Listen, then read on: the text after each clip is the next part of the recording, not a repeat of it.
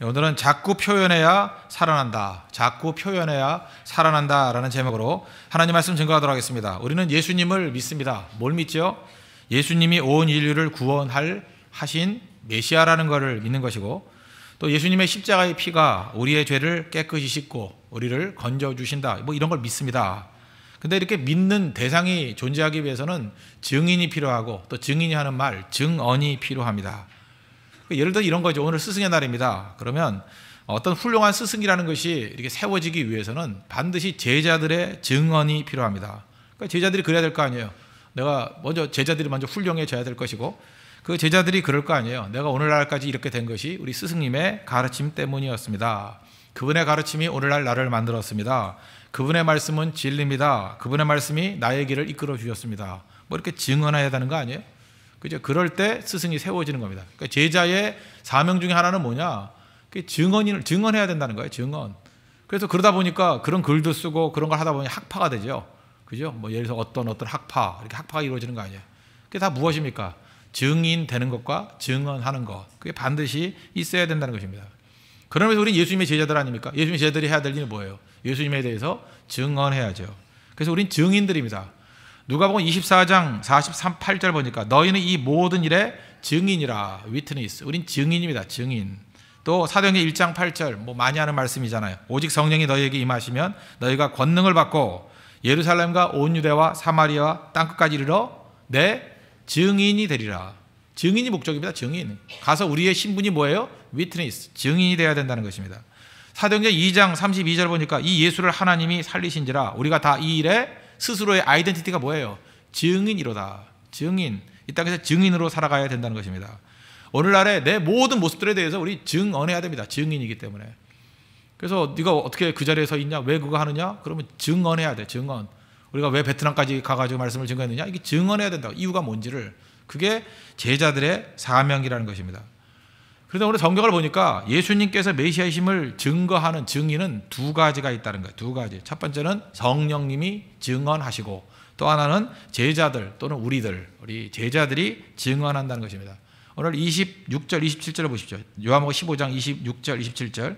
내가 아버지께로부터 너에게 보낼 보혜사, 곧 아버지께로부터 나오시는 진리의 성령이 오실 때 그가 나를, 예수님을 증언하실 것이요. 성령이 예수님을 증언하신다. 이게 1차고, 두 번째는 너희도 처음부터 나와 함께 있었으므로 증언하느니라. 제자들이 예수님을 또 증언해야 된다. 오늘 증언에 관한 말씀을 좀 살폈으면 좋겠습니다. 첫 번째는 성령이 예수님을 증언한다, 증거한다라고 얘기하고 있습니다. 다시 26절 보십시오. 내가 아버지께로부터 너에게 보낼 보혜사, 곧 아버지께로부터 나오시는 진리의 성령이 오실 때 그가 나를 증언하실 것이요. 그러니까 성령께서 이 땅에 오셨습니다. 성령이 오셔서 하시는 가장 중요한 일이 뭐예요? 예수님을 증거하는 거예요. 성령이 하시는 일은 예수님 증거입니다. 그래서 성령 충만한 교회, 그러면 성령이 성령 자체를 증거한다기보다는 예수님을 증거하는 거예요. 그래서 성령 충만함의 특징이 무엇입니까? 예수님을 붙들고 예수님 증거하는 모습. 그게 성령의 내용이라는 것입니다.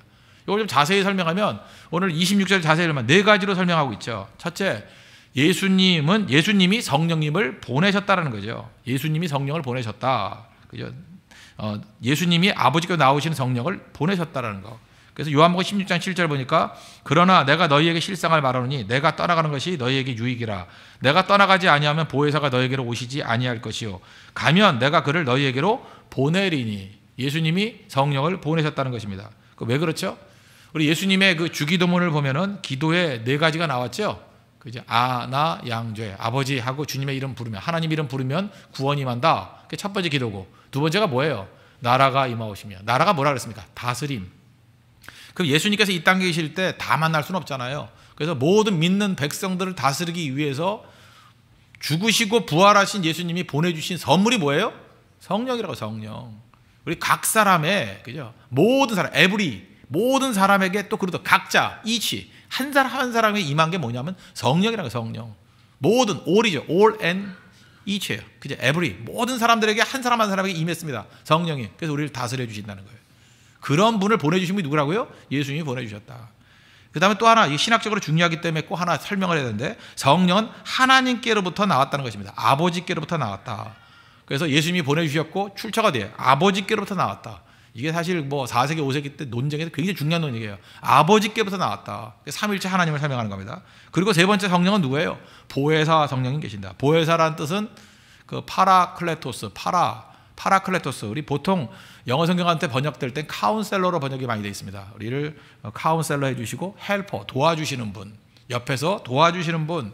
그래서 뭐 변호사라는 말로도 많이 쓰죠. 우리를 도와주시는 분. 성령은 그런 분이라는 거예요. 그리고 성령은 뭐라 그랬습니까? 진리의 성령. 진리를 알려주시고 진리 가운데로 이끌어주시는 분. 이분이 성령이라는 거예요. 성령에 대해서 설명을 하고 이 성령을 보내신 목적이 뭐라고요? 예수님을 증거하기 위해서.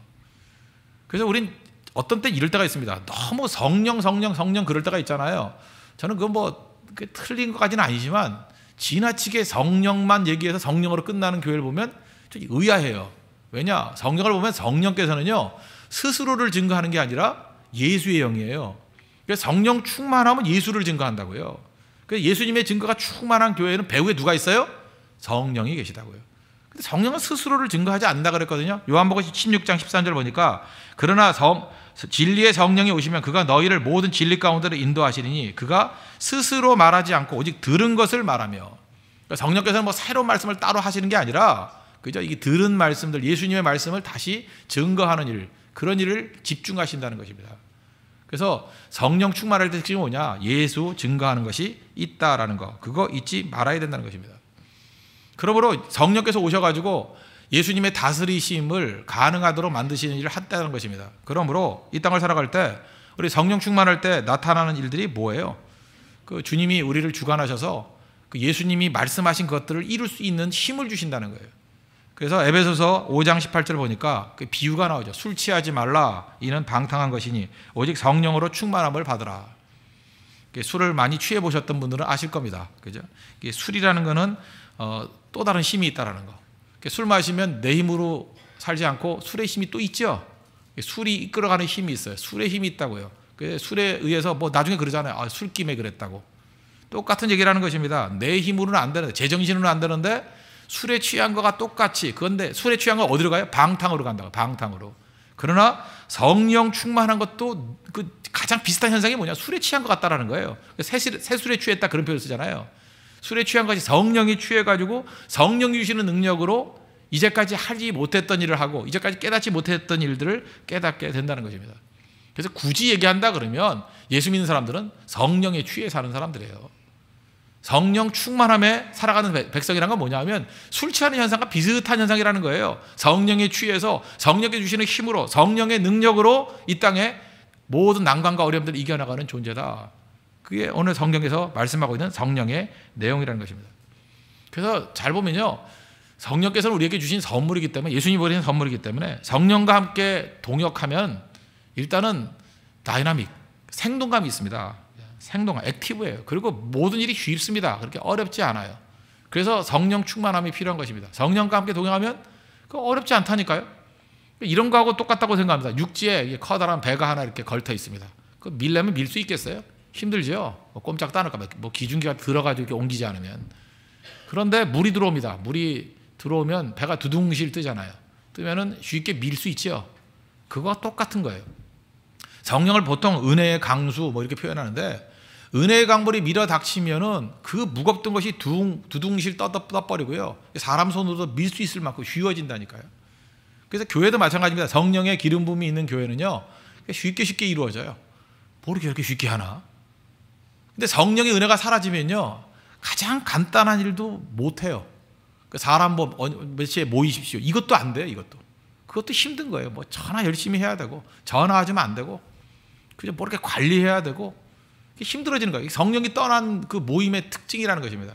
그런데 성령 충만해지면요, 그냥 다 쉽게 해요. 이번에도 베트남 선교 갔다 왔는데 뭐 별로 어렵지 않았죠. 그냥 쉽게 뭐 말씀 증거하고 기도하고 그냥 뭐 하라는 대로 하면 되는 거 아니에요. 성령께서 인도하시는 대로. 그랬더니 길이 열리고, 또 그 얘기 들으면 다 거짓말이라 그래요. 그죠? 어떻게 그렇게 하냐? 공산주의 국가에서 어떻게 만나냐 그러고. 갔다 오신 분들 알죠? 뭘 갔다 오라 그래요. 버스 타고 앉아 있더니 다 자기들끼리 모여 있고, 그죠? 그러지 않았어요? 뭐 축구 한참 하다 보니까 자기들끼리 마음 열려서 사진 찍자고 집에 가지도 않고 남았잖아요. 그 우리 갔다 오신 분들 알죠? 그 베트남 청년들이 억지로 모여 있는 거예요? 아니죠. 자기들도 좋아서 집에를 안 가요. 집에를. 그죠? 와가지고 더 찬양하려고 그러고 더 같이 그 나누려고 그러고 그 다 왜 그런 일이 벌어집니까? 성령께서 함께 하시기 때문에. 성령께서 인도하시는 그 결대로만 나가면 그리 어렵지 않다니까. 그리 이번에도 우리 선교사님들과 그 주변에 있는 분들이 많이 도와주셨죠. 난 도와줄 때 그렇게 생각했어요. 저분들은 눈에 보이는 성령님이라고.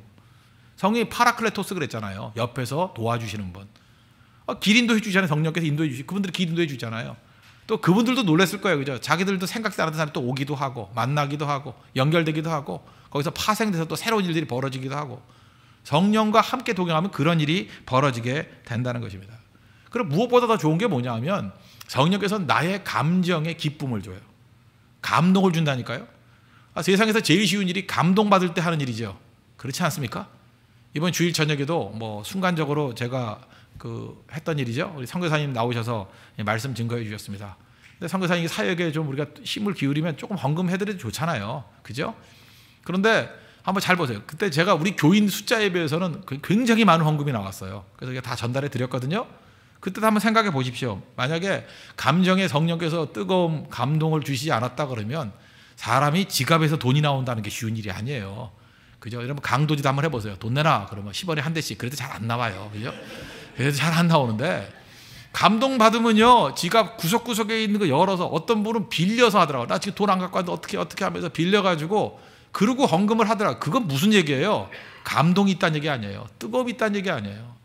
여러분 사랑하는 사람에게 무슨 선물 줄 때 아까움이 있어요? 다 안 해주고도 그저 기쁨이 있잖아요. 주고 기쁨이 있는 거 아세요? 여러분 진짜 사랑하는지 안 하는지는 간단해요. 선물 주고 기쁨이 있으면 사랑하는 거야. 근데 선물 주고 난 다음에 아깝다. 너무 과한 거랬어. 내가 왜 미쳤지? 뭐 이러면은 그거 아직 사랑한 거 아니에요. 진짜 사랑하면요 죽어도 기뻐요. 죽어도. 그리고 뭐라 그런지 알아요? 나중에는 줄 수 있는 기회를 주셔서 감사합니다. 이렇게 나간다고요. 하나님 앞에 내가 드릴 수 있는 기회를 주셔서 감사합니다. 헌신할 수 있는 기회를 주셔서 감사합니다. 그런 마음을 누가 줘요? 성령이 주신다고요. 그러니까 감동이 있으니까 쉽지요. 그래서 눈물 나요. 눈물과 함께 일을 할 수 있어요. 감동의 눈물과 함께. 그리고 찬송을 할 때도요. 우리 보통 그러잖아요. 찬송 어떻게 저렇게 30번 40번씩 하느냐.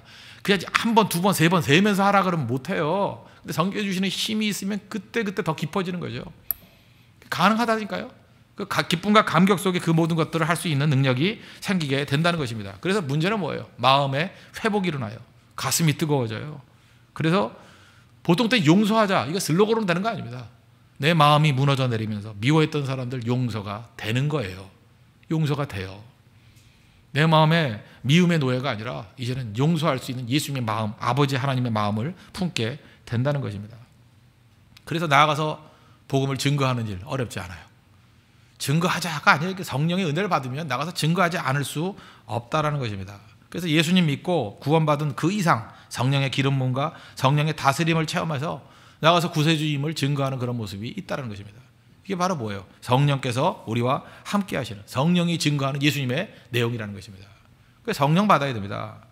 그래서 성령께서 예수님을 증거하는 그 방식을 보면 우리 구체적인 내용 두 가지로 방식으로 일을 하십니다. 첫째는 성령께서는 성경을 통해서 증거하십니다. 뭐 이렇게 가만히 앉아 있을 때 뭐 음성으로 뭐 누구누구야 어디를 가라 그런 거는 거의 없다고 보는 게 좋고요. 그 왜 없다고 보는 게 좋냐? 있을 수도 있습니다. 있을 수도 있지만 그런 식으로는 거의 일을 안 하시고 그건 보조적인 거예요. 그리고 그건 마귀가 장난치는 가능성도 커요. 그래서 그런 것이 없다라는 얘기는 아니지만 거의 99%는 성경을 통해서 성령께서는 일하신다는 것입니다. 왜 그러냐? 성경의 저자가 성령이기 때문에 그래요. 성령께서 창세기부터 요한계시까지 다 기록하셨는데 이 말씀 말고 뭐 또 더할 말씀이 뭐 있겠어요? 구원에 관한 말씀이. 성경은요 1600년에 걸쳐서 40여 명의 저자가 쓴 내용입니다. 그런데 벌써 기간적으로 1600년이에요. 그리고 저자가 40명이 넘어요. 서로 다른 배경, 역사적 배경 속에서 쓰여진 성경입니다. 그런데 성경 읽어보세요. 일관성이 있어요. 성경 읽어보세요. 통일성이 있어요. 그 안에 실제적인 저자가 한 사람 같이 느껴져요. 그게 누구예요? 성령께서 성경의 저자라는 것입니다. 실제로 저는 이제 책을 많이 읽으니까 이런 사람 저런 사람 책을 읽어요. 어떤 때는 그 뭐 저자 안 보고 이렇게 읽잖아요. 하여튼 내가 이상하다고 읽을 때가 있어요. 읽다 보면 이상하다 이게 맥이 안 맞네 이래요. 앞에 딱 뒤져보면 공저예요. 공저. 두 사람이 쓴 거야. 저는 그 저자 안 보고 볼 때가 있잖아요. 근데 그거 몇 번 맞췄어요. 제 평생에 그거 한 5-6번 맞춘 것 같아요. 이상하네 이거. 앞에 보니까 두 사람이 쓴 거예요.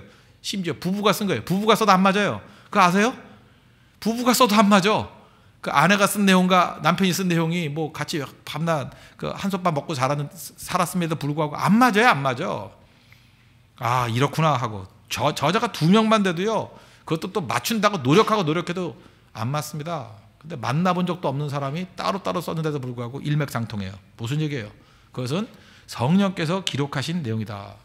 성경의 내용은 그걸 믿어야 된다는 것입니다. 그래서 디모데후서 3장 18, 16절을 보니까 모든 성경은 하나님의 감동으로 된 것으로 교훈과 책망과 바르게 함과 의로 교육하기에 유익하니 이는 하나님의 사람으로 온전하게 하며, 성령의 감동받은 성경책을 읽으면 내가 온전해집니다. 온전해져요. 그리고 모든 선한 일을 행할 능력을 갖추게 하려 함이라. 모든 선한 일을 행할 능력, 하나님 앞에 봉사하고 헌신할 능력이 필요하십니까? 성경의 힘을 받지 않냐고 절대 이룰 수 없어요. 그래서 교회가 능력 있는 교회가 되기 위해서는 반드시 말씀의 올바른 선포와 성경에 대한 무장이 있어야 됩니다. 그래야만 모든 선한 일을 행할 능력을 가질 수 있다는 거예요. 그게 교회의 능력이에요. 그러지 않으면 엉뚱한 능력 갖고 일한다는 것입니다.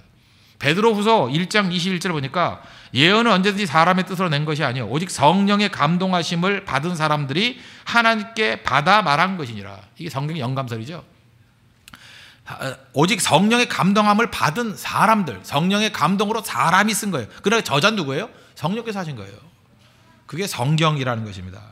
그러므로 성경을 쓴 것도 성령의 감동 받은 사람이 쓴 거지만 성경을 읽을 때도 마찬가지라는 것입니다. 성령의 감동을 받아야 성경이 제대로 읽혀져요. 성경 한번 읽어보십시오. 2종류의 사람이 있습니다. 나는 성경을 읽을 때마다 수면제입니다. 그죠? 읽으면 졸음이 옵니다. 그 얘기는 무슨 얘기냐? 그 자랑이 아니에요. 자랑이 아니고 당신은 성령이 없는 사람입니다. 뭐 업가보다 성령의 역사가 약한 사람입니다. 뭐 이렇게 얘기하는 게 맞는 거예요. 나는 성경 읽을 때마다 이해가 잘 안 됩니다. 그럴 때 시간을 두십시오. 성령이 더 강력하게 역사하면 이해될 겁니다. 그게 맞다라는 거예요. 여러분, 여기 분명히 제가 볼 때 한 80% 이상의 사람들이 그런 경험을 한 번 이상 했을 것입니다. 성령 충만함을 받았어요. 그때 무슨 일이 벌어지냐? 세상에서 제일 재밌는 게 성경이에요. 여러분, 진짜 성령 충만해지면요, 빨리 집에 가서 성경 읽고 싶을 때가 있어요. 아, 이 성경 꿀송이보다 달다. 뭐 9시 하는 뭐 저녁 드라마, 그거에 한눈 안 팔아요. 절대로. 그럴 수가 없어요. 그럴 수가. 온갖 재밌는 일이 많은데, 제가 딱 한 번 그랬던 적이 있어요. 그 월드컵 때인데, 월드컵 때 얼마나 그 경기가 재밌겠습니까? 아, 근데 그때 성령이 같이 역사해가지고 축구를 볼까 성경을 읽을까 그랬던 적이 한 번이지만 한 번 있었어요. 그러니까 얼마나 강력한지 아시겠죠? 그 한국 국가대표가 월드컵에서 축구를 할 텐데 그건 당연히 봐야죠. 그건 뭐 봐야죠. 물론 봤습니다. 성경 안 읽고 봤는데, 그러나 그 순간에 그 힘 있잖아요. 그 힘. 마치 이걸 안 보고 성경을 봐도 이거 나중에 봐도 될 것 같이 보이는데 아니었어요. 그때는. 그게 그렇게 꿀속보다 다른 거예요. 여러분, 이해가 안 되죠? 목사 뭐 허구한 날 맨날 성경 읽고 성경 증거하고 설교하는 사람인데 뭐가 또 재밌을까? 그렇지 않아요. 성경만큼 재밌는 게 없어질 때가 있어요. 성경만큼 기쁠 때가 없고. 여러분, 그래야 보이지 않아요? 설교하는 게 제일 재밌고요, 성경 연구하는 게 재밌고, 또 똑같은 본문 갖고 그냥 한 달 걸러서 한 번씩 다르게 설교하는 게 또 재밌고, 아, 이렇게도 보일 수 있네, 이렇게도 보일 수 있네. 한 달 전에 이렇게 부침이 있었는데 이번 달에 이게 보이네. 지금 사도행전 1장에 관해서 뭐 볼 때마다 그래요. 뭐 4월 달에 틀리고 3월 달에 틀리고 5월 달에 틀리고. 야, 성경은 무궁무진하구나. 이 세계를 어떻게 다 풀까? 나중에 두 손 든 거예요. 이건 뭐 늙어 죽을 때까지가 아니고요, 이건 10,000년, 10만 년을 설교해도 다 설교할 수 없는 게 성경이에요. 이 한 권의 책이요, 그 안에 무궁무진한 말씀이 나온다고요. 그걸 누구와 함께 읽어야 돼요? 성령과 함께. 그래서 여러분들 잠깐 성경을 읽을 때 이해가 안 된다, 아주 괜찮습니다. 성령의 임재가 있으면, 더 강력한 역사가 있으면 이해돼요. 그리고 성경이 수면제다, 뭐 그럼 괜찮습니다. 뭐 지금 주무십시오. 그 몇 대 맞고 돌아오면 다 이해가 될 거예요. 그죠? 다 이해가 될 거라, 깨닫게 된다는 것입니다. 그리고 성경을 읽으면 예수님이 이해가 됩니다. 예수님을 알게 돼요. 왜? 성경 전체가 예수님에 대한 설명이기 때문에.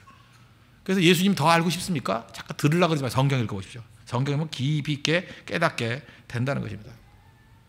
저도 이렇게 남들의 간증집 같은 것들을 꽤 많이 읽었는데 다 공통점들이 있어요. 제가 아는 분, 지금 우리 국가에서 열심히 잘 뛰고 계신 어떤 분인데, 그분은 한동안 그 경제 위기 때 구속까지 당했던 분이에요. 좀 억울한 면도 있는데, 뭐 자기가 잘못한 것도 아닌데, 하여튼 뭐 어떻게 돼가지고 희생양이 돼가지고 구속까지 됐어요.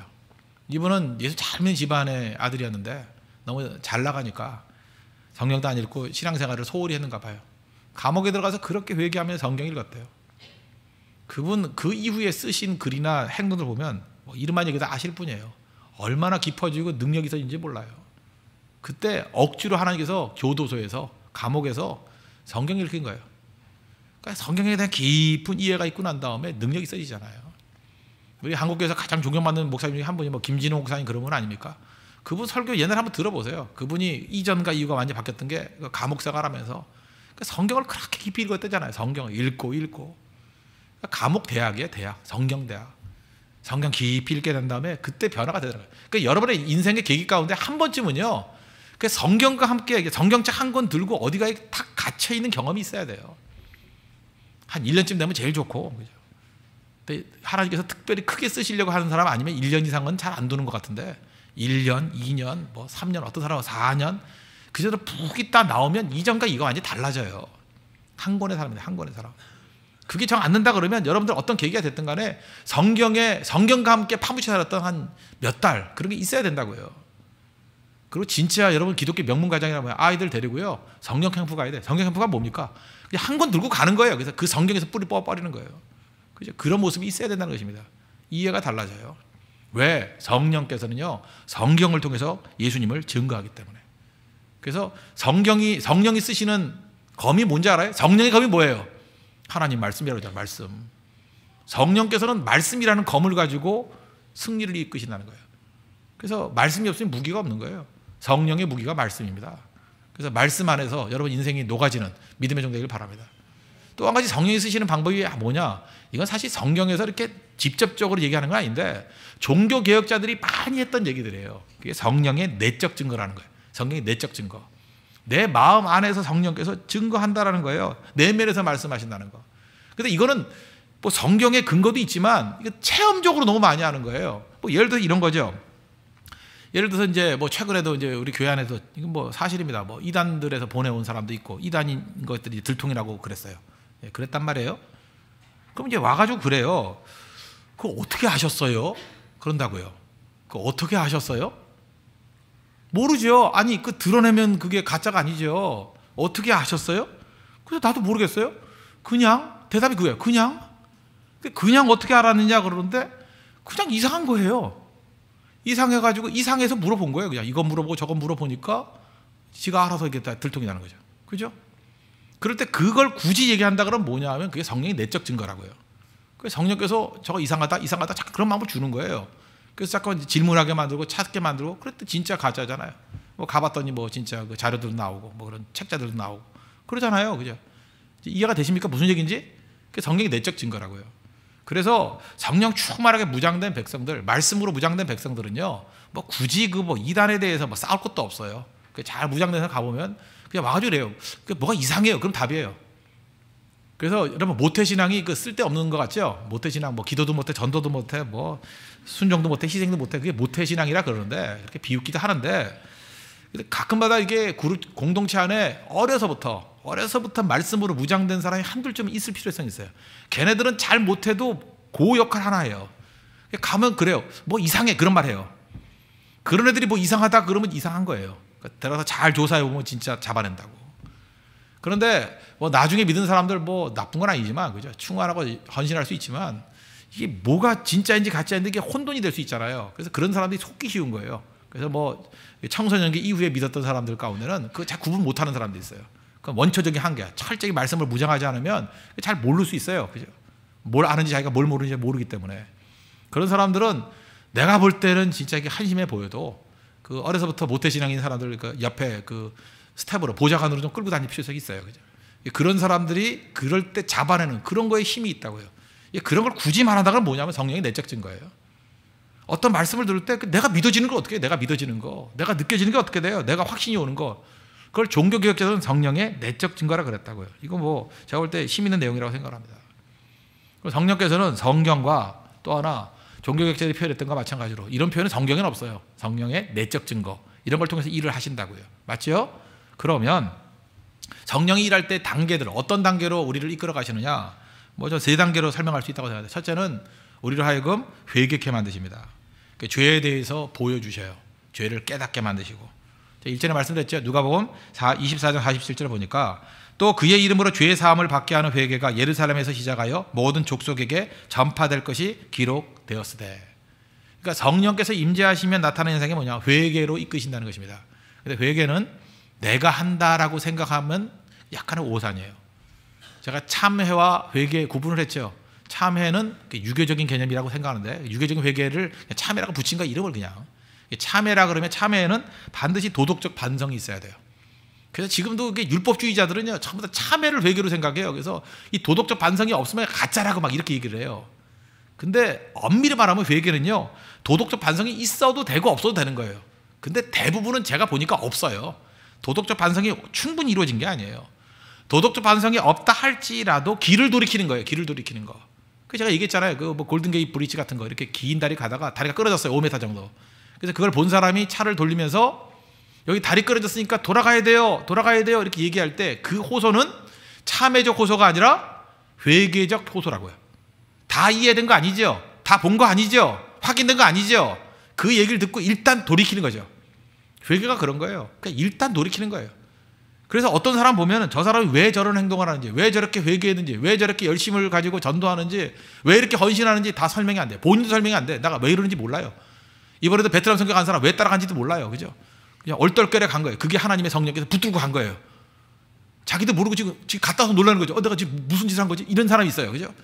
그게 성령께서 하신 일이에요. 잡아다가 갔다가 다 경험하고 돌아와서 설명은 나중에 되는 거예요. 나중에. 뭐 다 성경의 가치를 알고 가는 거 아니에요. 뭐 능력을 받고 가는 것도 아니라고요. 갔다 오고 난 다음에 나중에 정리가 되는 거예요. 아, 성령께서 나를 이렇게 이끌어 가셨구나. 이게 유턴이에요. 유턴. 유턴한 거예요. 그 궤도를 바꿔버리는 거. 성령께서는 이 회개의 길로 우리를 이끌어 가신다는 것입니다. 전 지금 이 자리에 나오신 분들도 상당수가 그렇다고 생각합니다. 다 믿음이 있고 뭐 신실해서 온 것 같지. 아니에요. 끌려온 사람 되게 많아요. 누가 끌고 왔어요? 성령께서. 끌어다가 앉혀놓은 거예요. 그냥. 그죠? 앉혀놓고 나가려고, 내가 10분 있다 나가려고 그러는데 기회를 놓쳐서 계속 앉아있는 거예요. 그죠? 기회를 놓쳐가지고. 그래서 계속 듣고 있는 거예요. 그래서 변화가 되는 거죠. 그리고 자기도 모르게 뭘 하려고 그래요. 나 왜 하는지 모른다고. 저도 그래서 저도 그랬던 게 굉장히 많아요. 아, 이게 성령이 뭐 이끌어 가시는구나. 이게 회개라고, 회개. 그래서 회개 다음이 믿음이에요. 회개 다음에 주님께서 우리에게 굳건한 믿음 주시는 거라고. 성령께서 두 번째 하시는 일이 뭐냐 하면 이해. 이해의 영이에요. 가르쳐 주신다. 공가고의 하나님 그런데 공급도 해 주시지만 가르쳐 주시는 분이에요. 이해되도록. 그래서 이런 표현이 여러분 맞다고 생각합니다. 성경 읽어보면요. 성경은 내가 아는 게 아니라 알아지는 거예요. 이상하죠? 성경 읽을 때 연구해서 알아요? 아니에요. 옛날에 읽을 때는 어려운 구절이어서 이게 무슨 뜻인지 모르겠는데 어느 순간 딱 읽어보니까 그냥 이해가 돼요. 이거 이런 뜻이었네? 그런 경우 안 해봤습니까? 이런 뜻이었네? 뭐 이런 거? 예를 들어서 제가 그 로마서를 뭐 강해를 뭐 얼마나 많이 했습니까? 로마서에 관한 책만 2번 썼어요. 그러니 뭐 얼마나 많이 했겠습니까? 뭐 제가 볼 때 로마서 1장부터 16장까지 강해만 20번 더 했어. 20번도.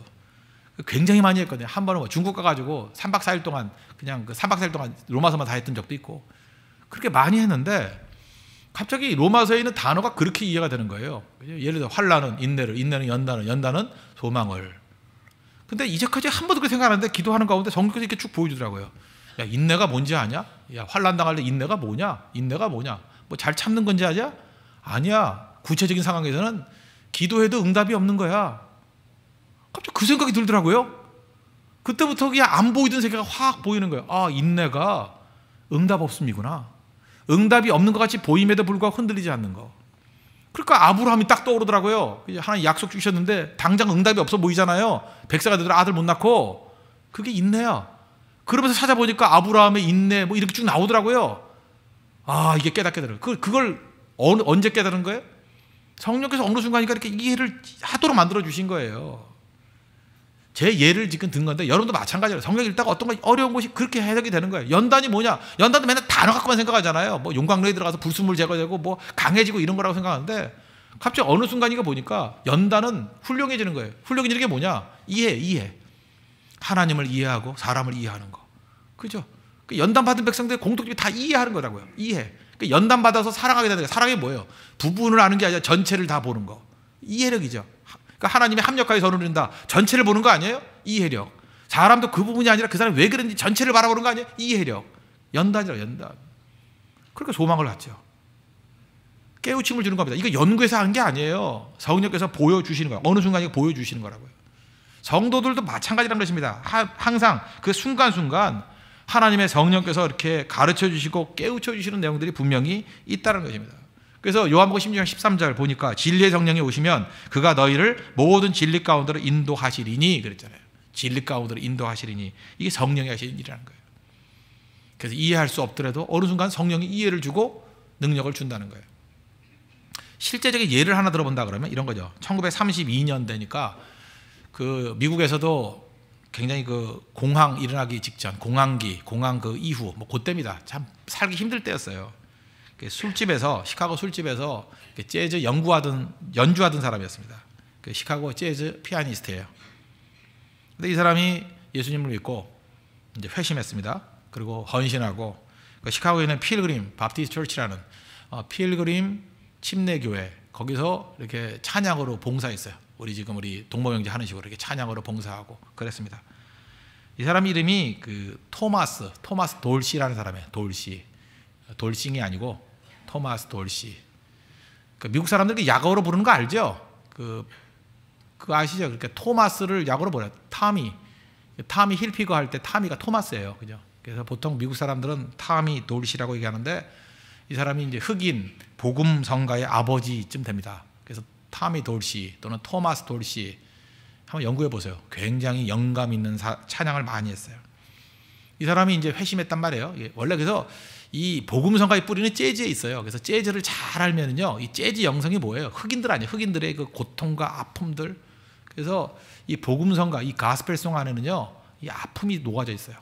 그래서 우리가 너무 힘들고 애타고 할 땐 찬송도 있지만 이 가스펠송 속에서 내 심정과 아픔을 이렇게 반영해내는 것들이 많이 있어요. 그래서 교회도 상처가 많고 고통이 많은 성도들에게는 이 복음 성가를 통해서 진짜 치유의 능력이 있을 수 있다고 저는 믿습니다. 근데 그런 대표적인 사람 가운데 하나가 이 타미 돌시라는 사람, 토마스 돌시라는 사람이 있다라는 거예요. 이 사람이 이제 워낙 찬양이 힘이 있고 하니까 여기저기 이제 초청받아서 찬양 집회도 많이 했어요.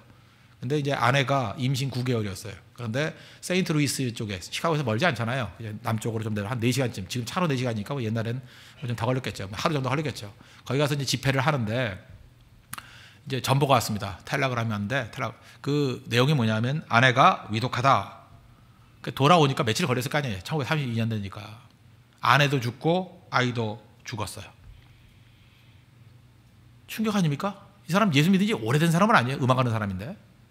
내가 주님 믿고 의지하고 충성하고 내가 딴짓한 것도 아니고 그죠? 내가 이 세인트루이스에 가서 이 찬양 집회하고 돌아왔는데 갑자기 분노심이 생겨요. 하나님 이럴 수가 있습니까? 나 믿게 만들고 난 다음에 집 떠나고 내가 만약에 이 사람이 이렇게 생각해요. 내가 집에 있었으면 아내 안 죽었다는 거예요. 내가 집에 있었으면 그 임신한 아이도 안 죽었다는 거예요. 임신 9개월 아내가 죽은 거 자기가 없었기 때문이다. 이유는 뭐냐? 하나님 때문이다. 이렇게 결론이 난 거예요. 그때부터 why me? 하나님 뭡니까? 왜 그렇습니까? 이제 묻기 시작한 거예요. 의미를 찾았는데 의미를 잃어버렸습니다. 그러니까 진짜 힘든 거죠. 그때부터 이 사람이 이제 교회 다니는 걸 중단해버리고 믿음 저버려버렸어요. 그리고 심지어 이게 정신이 너무 약해져가지고 정신과 치료까지 받기 시작했습니다. 얼마나 힘들어요. 다 무너진 거죠. 우리 가운데도 이럴 수 있습니다. 어떤 때는 이유 설명이 안 돼요. 내가 주님 앞에 충성한 것밖에 없습니다. 내가 헌신한 것밖에 없고 내가 뭐 죄를 졌나요? 죄를 졌는데 자기는 또 안 졌다고 생각해요. 왜냐하면 뭐 눈에 띄는 죄가 없으니까. 그죠? 내가 뭐 그렇게 중죄를 진 것도 없는 것 같고 내가 헌신하고 충성하고 리더하고 간사하고 뭐 헌신하고 찬양인도 하고 밥도 못 먹고 그죠? 굶어가면서 찬양인도 우리 찬양인도 잘 아닌 것 같고 그죠?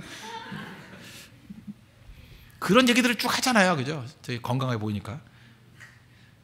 그래서 이게 다 무너졌을 때 자기 초등학교 때 친구가 하나 왔어요. 친구가 와가지고 그 사람이 또 초등학교 교사라던 친구래요. 내가 널 위해서 간절히 기도했고 성령 의지해라. 다는 모르지만 하나님의 분명한 뜻이 있을 것이다. 그리고 성령께서 너에게 왜 그런지 부당하다라는 것에 대해서 이해력을 주실 것이다. 인간은 설명할 수 없지만 성령이 직접 설명할 것이다. 딱 한마디 했어요. 주님이 내 손 절대 놓지 않을 거라고. 내 손 붙들어 줄 거라고. 그리고 한참 기도하는데 그때 이제 시카고가 이제 제가 마지막 갈 때 5월 달에도 눈이 오더라고요. 이게 추운 도시입니다. 밖에 보니까 눈이 있었는가 봐요. 몇 월 달인지 모르지만 눈이 있었는데 밖에 쳐다보는데 그 눈 위에 뭐 진짜 글씨인지 이 사람의 눈에 보이는지 모르지만 Take my hand, precious Lord. 이렇게 써 있다는 거예요. Take my hand, precious Lord. 그거 보면서 눈물이 확 쏟아지면서 피아노로 가서, 어차피 재즈 피아노 작곡가니까 그때 작곡한 노래가 있습니다. 그게 조금 전에 찬양했던 거죠. 주님여 이 손을 꼭 잡고 가소서. Precious Lord, take my hand, lead me on, let me stand. 그냥 든든하게 서게 해주십시오. I'm tired. 나는 지쳤고, I'm weak. 나는 약하고, I'm low. 나 외롭고. Through the storm. 폭풍우를 통과하고, through the night. 어둠을 다 통과해서 lead me on to the light. 빛으로 나를 인도해 주십시오. Take my hand, precious Lord, lead me home. 나를 집으로 인도해 주십시오. 하나님 품으로 인도해 주십시오. 이런 감동적인 찬양을 지었다고요. 주님여 이 손을 아시죠? 다 같이 한번 찬양할까요? 시작. 주님여 이 손을 꼭 잡고 가소서. 약하고 피곤한 이 몸을 폭풍우 흑암 속 해치사 빛으로 손잡고 날 인도하소서. 인생이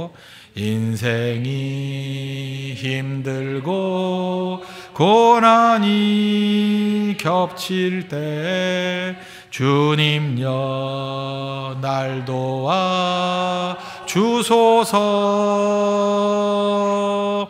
외치는 이 소리 귀 기울이시사 손잡고 날 인도하소서. 그래서 성령의 임재가 필요한 거예요. 인생 살다 보면요, 설명이 안 돼. 설명이 잘못한 거 하나도 없는데 갑자기 뭐 누가 찾아와가지고 뭐 삿대질하고 욕을 해대질 않나, 뭐 이런 사람이 그런 거예요. 그죠? 갑자기 멀쩡한 인생에 충성하고 헌신하고 잠 못 이루고 뭐 헌신했는데 갑자기 임신한 아내가 죽질 않나. 납득이 안 되는 게 납득이. 도대체 이게 말이 돼요? 말이? 근데 그 친구가 기도했다는 거예요. 분명히. 이건 인간은 모르지만 우리 욥기 보면 인간이 납득이 돼요? 영적인 세계에서 어떤 일이 벌어지는지 납득이 되냐고요? 다 몰라요. 그런데 성령께서 오시면 알려주셔요. 붙들어 주셔요. 여러분, 놀라운 건 뭐냐 하면요, 이분이 이제 이 탐이라는 분이 이때 이후부터, 이 탐의 놀씨가 이때 이후부터 찬양을 통해서요, 적어도 100년 정도, 100년 가까이, 지금까지잖아요. 90년, 80년 수없이 많은 상처 입은 사람들을 치유하는 작곡가가 됐어요. 흑인 복음성가의 아버지라니까요. 그죠? 이 흑인 복음성가를 얘기할 때는 바하 같은 존재예요. 바하 같은 존재라고요. 어마어마한 파워가 있잖아요. 하나님께서 그걸 사용하시잖아요. 그런 의미에서 저는 성령의 임재가 꼭 필요하다고 생각합니다. 성령 우리에게 이해를 주셔요. 납득하지 못할 고난, 이성 갖고 납득하려고 하면 안 돼요. 백날 설명해봐요. 이해가 되나? 욥기 내용이 뭔데요? 이성 갖고 설명했더니 다 엉터리다, 그 얘기 아니에요. 하나님의 성령의 깊은 이해량만이 그것을 이해시킬 수 있다. 성령이 하시는 일입니다. 그래서 여러분들 오늘도 내가 뭐 이해 못할 일이 많이 있다 그럴 때 절대 낙심하지 마십시오. 내 손을 붙들고 가신 성령의 손 붙드십시오. 그럼 반드시 그것을 통해서요, 오히려 하나 둘 이룰 것들을 하나님께서 200, 2000 이룰 수 있도록, 이제 1100배, 1000배 이룰 수 있는 하나님의 고속도를 이끄시는 길이라는 걸 이해하게 될 거예요. 하나님께 그 이력을 주시는 축복이 임하기를 바랍니다. 그래서 세 번째 단계가 뭐냐? 성령이 일하시는 거. 그래서 믿음을 주신다는 거예요. 에베소서 2장 8절에 보니까 너희는 그 은혜에 의하여 믿음으로 말미암아 구원을 받았으니 이것은 너희에게서 난 것이 아니요 하나님의 선물이라. 그래서 우리에게 굳건한 믿음 안에 서 있게 만든다는 것입니다. 그러므로 여러분들 어디 가가지고 뭐 네가 구원받은 것이 뭐 어떻게 할 수 있느냐 그럴 때 느낌, 감정 이런 걸 설명하지 마십시오. 반드시 성경으로 증명해야 돼요. 성경 말씀 보니까 예수님을 믿으면, 십자가를 믿고 의지하면 구원받았다 그랬다. 내 안에 성령이 계신다. 성경을 근거로 해서 설명할 줄 알아야 된다는 거예요. 나는 죄죽 사심령, 그죠? 나는 죄인이라는 것을 인정합니다. 죄의 삭은 죽음이라는 것을 받아들입니다. 하나님이 나를 사랑하셨다는 것도 인정합니다. 그래서 예수님이 이 땅에 오셔서 십자가에 죽으시고 피 흘려 주셨습니다. 나를 위한 것입니다. 나 그거 믿습니다. 그 예수님을 영접합니다. 그러므로 이 5가지 단계를 나는 복음을 다 받아들였기 때문에 난 구원받은 하나님의 백성입니다. 그 누구도 나를 건들 수 없습니다. 이렇게 증명해야 맞다라는 거예요. 이 성령의 증명이에요. 그래서 여러분들 성경을 통해서 성령께서 이끄시는 그런 모든 구원의 길로 나아갈 수 있는 우리 믿음의 신실한 종 되기를 바랍니다. 그리고 아까 제자들에 대한 증거 얘기했죠. 우리 듣고 배운 것들 이제 증거하고 다녀야 되나. 계속 증거하고 다닐 때, 예수를 주라고 증거하고 다닐 때 그때부터 능력이 있어진다는 것입니다. 그러면 이 제자들의 증거에 대해서는 한 가지 포인트만 말씀드릴게요. 아까 서론에서 얘기를 많이 했기 때문에 그 말씀 증거할 때 나타나는 현상이 뭐냐, 고난이 있습니다. 그래서 16장에 쭉 넘어가면 고난 얘기가 쭉 나와요. 2절 보니까 너희를 출교할 뿐만 아니라 때가 이르면 물은 너희를 죽이는 자가 생각하기를 이것이 하나님을 섬기는 일이라 하리라. 그래서 증인이라는 말의 그 동의어가 순교자예요. 순교자. 순교할 정도로 증거한다라는 거죠. 그래서 여러분 성령 충만하다는 걸 잊지 마십시오. 성령 충만이 뭔지 아십니까? 내 인생 잘 풀린다, 그렇게만 설명할 수 없어요. 나 건강해졌다, 그렇게만 설명할 수 없어요. 성령 충만은 뭐냐? 모든 핍박과 환난을 이겨낼 수 있다. 그게 성령 충만이에요. 성령 충만은 만사형통이 아닙니다. 성령 충만을 누가 그렇게 얘기한 적이 없어요. 그거를 포함할 뿐이에요. 그런 것들이 있을 수도 있지만 더 중요한 건 뭐냐 하면 어떤 핍박과 환난이 온다 할지라도 이겨낼 수 있다. 이게 성령 충만이에요. 사도행전 보세요. 만사형통이 아니에요. 그런 것도 있지만 더 중요한 건 뭐예요? 어떤 도전과 난관이 온다 할지라도 다 이겨낼 수 있다. 성령 충만이라고요. 그거 증거해 다니셔야 됩니다. 그래서 뭐 잘 될 때 뭐 하나님의 성령의 은혜로 말미암아 잘 되고 뭐 감사하죠. 그냥 듣고만 있어요. 그래도. 근데 진짜 중요한 건 뭐냐, 그 다음 단계입니다. 이런 난관과 어려움과 말도 안 되는 일이 있다 할지라도 이겨낼 수 있는 힘을 주셨습니다. 그게 성령 충만이에요. 그게 성령께서 하시는 일이라는 것입니다. 우리가 그거를 증거하고 다녀야 돼요. 증거하고. 잘 보세요. 그 성령께서 하실 때는요, 공부 얘기를 한번 드릴게요. 공부의 목적이 뭐냐 하면, 공부 왜 합니까? 쓸모 있는 사람 만들려고 그런 거 아니에요. 그 availability, 그 쓸모 있음, 그 availability, 그 뭐 번역하기 그런데 뭐 활용 가능한 뭐 이런 거다. 쓸모 있음 아니에요. 쓸모 있음, available 할 때 그 availability, 이제 이 쓸모 있음. 세상에서 지루한 것 중에 하나가 공부입니다. 공부 지루해요. 공부가 안 지루하다 그런 사람 누가 있어요? 공부 지루해요. 공부보다 더 지루한 거 가르쳐 드릴까요? 직장이에요. 더 지루해요. 그죠? 페이스북 같은 데 가보십시오. 그럼 온갖 쓰레기 같은 일들 다 나와요. 그죠? 지금이 몇 시인데 아직까지 회사에 있다니 뭐 이러면서. 그죠? 그죠?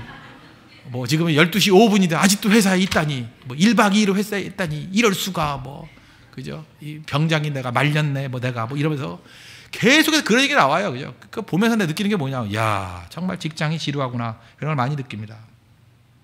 근데 회사에서 어떤 사람을 쓰느냐 하면 공부 잘하는 사람을 씁니다. 이유가 뭐예요? 공부 잘하는 사람을 쓰는 이유를 설명한다 그러면 이겁니다. 세상에서 제일 지루한 일 중에 하나가 공부거든요. 공부인데 공부를 잘했다, 그럼 그 사람은 지루한 것을 이겨내는 사람이라는 증명이 된 거예요. 그러므로 오늘 아무리 지루한 일을 시켜도 공부를 잘한 사람은요, 내일 회사 나오게 돼 있어요. 왜? 지루함을 이긴 증명이 된 사람이기 때문에. 반면에 공부를 못하는 특징이 뭔지 알아요? 지루함을 못 견뎌요. 그래서 오늘 지루해서 죽으려고 그러면 내일 안 나가요. 그래서 잠깐 직장 옮기는 애들 보면 되게 공부를 못하는 애들이에요. 못 견뎌요. 못 견딘다고. 그러므로 A학점이라는 것은 뭐냐, 지적 능력에 대한 평가라기보다는 신실성에 대한 평가예요. 그 사람은 신실하다. 이제 공부를 예를 들었습니다. 그러면 성령의 임재가 있다는 건 무슨 뜻인지 아십니까? 성령의 임재가 있다는 것은 공부 잘하는 것과 똑같아요. 성령의 임재가 있어 뭐 힘이 세지고 강해졌다, 그거보다 더 중요한 건 뭐냐면 그 사람은 지루함을 이길 수 있는 능력이 있다는 거예요. 고난과 난관을 이길 수 있는 능력이 있다는 거예요. 왜? 성령께서 그 힘을 주시거든요. 그래서 능히 감당할 수 있어요. 그게 성숙함입니다. 그러면 여러분 인생에서 중요한 게 뭐냐? 성령의 인도하심이 뭔지 알아요? 승리가 아니에요. 뭐 우리가 눈에 보이는 게 승승장구가 아니에요. 고난과 환난과 어려움과 납득 안 되는 일이 있다 할지라도 주님에 대한 신뢰를 저버리지 않는다. 그게 성령 충만이에요. 공부 잘하는 학생 같이 여러분들도 성령에 대해서 흔들림이 없는, 그래서 쓸모 있는 인생 되십시오. availability. 그게 능력이라는 거예요. 베드로 공부 되게 못했습니다. 왜? 복음서 보십시오. 밤낮 이리 튀고 저리 튀고 아무것도 아니었죠. 그런데 사도행전 이후에 넘어오니까 일관성이 있잖아요. 우리 사도 바울, 그 제 개인적인 견해예요. 하나님께서 사도 바울을 왜 썼을까 생각해 보니까 뭐 굳이 은혜죠. 은혜 말고 공부 잘했던 것 같아요. 가말리엘 문화에서. 그래서 뭔가 이렇게 지독하잖아요. 핍박을 해도 지독하게 하잖아요. 그러니까 사도가 되고 난 다음에도 공부 잘한 그거 내가 볼 때 필요해. 그게 강의 위험, 바다의 위험, 뭐 40에 하나님 여러분 뭐 몇 번 맞고 뭐 얻어 터지고 깨져도 별 안 되잖아요. 나는 그게 성령의 은혜다고 생각도 하지만 또 동시에 공부 잘하는 사람의 특징이에요. 안 떨어요. 그 자리. 무슨 얘기인지 아시겠죠? 성령이 하시는 일이 바로 그런 거란 겁니다. 우리에게 흔들림이 없는 견고한 반석에 서게 만드는 힘, 성령이 주신다는 거예요. 그래서 흔들리지 말고 견고하게 서 있을 수 있는 우리 믿음의 신실한 종 되기를 바랍니다. 그리고 우리에게 필요한 게 뭐예요? 성령이 필요합니다. 성령과 함께 동행해서 승리하는 믿음의 종 되기를 축원합니다. 기도하겠습니다. 이 시간에 성령 충만함을 주시고 성령의 은혜 안에 든든하게 서게 해달라고 간구하겠습니다. 다 같이 기도하겠습니다.